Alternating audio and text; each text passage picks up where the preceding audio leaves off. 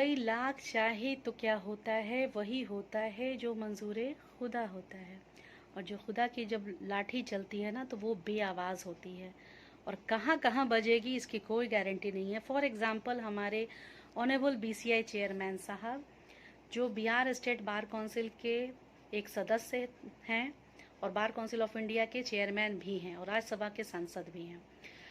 इतने सारे पद को अकेले होल्ड कीजिएगा तो गड़बड़िया तो होगी ही मनन कुमार मिश्रा जी। आज पूरे देश में प्रिंट मीडिया, इलेक्ट्रॉनिक मीडिया थू थू थू थू थू कर रहा है।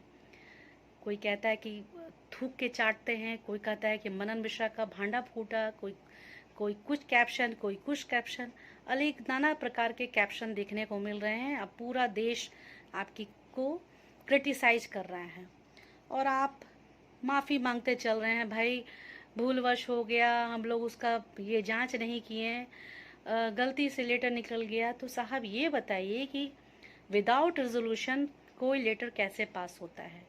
और सिग्नेचर करने वाले मनन कुमार मिश्रा जी आप कौन होते हैं? सेक्रेटरी का काम भी आप ही कीजिएगा, चेयरमैन का भी काम आप ही कीजिएगा, तो कैसे चलेगा? एक पोस्ट पे कई काम करते रहिएगा तो कुछ तो गड़बड़ियां होंगी ही। आप पे कोई भी एक पोस्ट संभाले ना, या तो सांसद महोदय का ही कार्यकाल को पूरा करें, उस पे ही पूरा फोकस करें, वरना वकीलों के साथ बेईमानी ना करें। आपकी आदत है, आपकी पुरानी ये आदत है कि किसी का करियर बर्बाद कर दो, अगर वो आपकी बात नहीं माने तो उसका लाइसेंस कैंसिल कर दो, उस पर डीसी चलाओ, उसको मेंटली हैरास करो, इतना परेशान करो कि कहीं वो सुसाइड कर ले तो कर ले। आपने वही काम किया है नालसा यूनिवर्सिटी के छात्रों के साथ में, परंतु आपको मालूम होना चाहिए था कि इस बार आपका पाला कॉकरोचों से पड़ा है और वो लोग किसी भी हाल में आपको बख्शने वाले नहीं हैं। रिज़ाइन आपको दे देना चाहिए, बेहतर यही है कि आप रिज़ाइन दे दें। मैं इनके इस्तीफे की मांग करती हूँ, इनका पूरे तरीके से विरोध करती हूँ, इनके कंडक्ट को। इन्होंने हमेशा मिसकंडक्ट किया है। पहले कोई भी फरमान जारी कर देते हैं, बाद में इन्वेस्टिगेशन कराते हैं, उसके बाद सॉरी बोलते हैं गलती हो गया। तो ये इनकी पुरानी आदत है, रोने की, माफ़ी मांगने की, गलती को सुधारने की। इस तरह की पुरानी परंपरा है, किसी का करियर बर्बाद कर देना इनकी आदत है।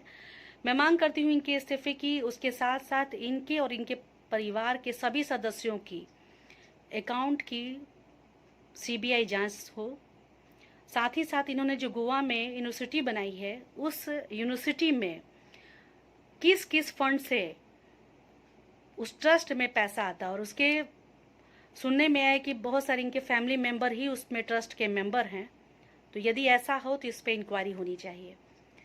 मनन कुमार मिश्रा जी, आपको शर्म आनी चाहिए। आप इतने ज़्यादा नीचे गिरते जाइएगा। आपने कभी भी एडवोकेट को प्रोटेक्ट नहीं किया है। आपको सेक्शन 6, सेक्शन 7 एडवोकेट एक्ट का पढ़ लेना चाहिए था। नहीं पढ़े हैं तो अब पढ़ लीजिएगा, मेरे कहने पे पढ़ लीजिएगा। कभी भी एडवोकेट को आपने सेफ गार्ड नहीं किया, उनको प्रोटेक्ट नहीं किया, उनको हमेशा हरास किया है। ये मिसकंडक्ट है मनन कुमार मिश्रा जी। आप पे डिसिप्लिनरी प्रोसीडिंग इनिशिएट होनी चाहिए, आपका भी लाइसेंस कैंसिल होना चाहिए। आप बहुत पुराने समय से काउंसिल को ठगते चले आ रहे हैं और लोगों का करियर बर्बाद करते चले आ रहे हैं। इसलिए आपको अपने कंडक्ट को चेक करना चाहिए। सॉरी बोलने से बेहतर गलती ही ना करें। और मैं अपने पूरे देश के अधिवक्ता भाइयों से आग्रह करती हूँ कि यह विरोध रुकना नहीं चाहिए। ये विरोध तब तक चलते रहना चाहिए जब तक कि ये इस्तीफा ना दे दें।